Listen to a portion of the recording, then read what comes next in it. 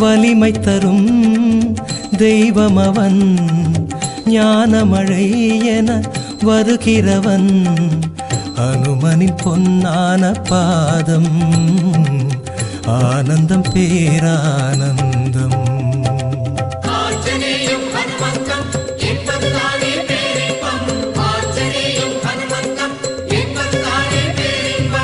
ஆகாயம் தாவும் ரகுநாதநேசன் ஹனுமனை போற்றுவோம்.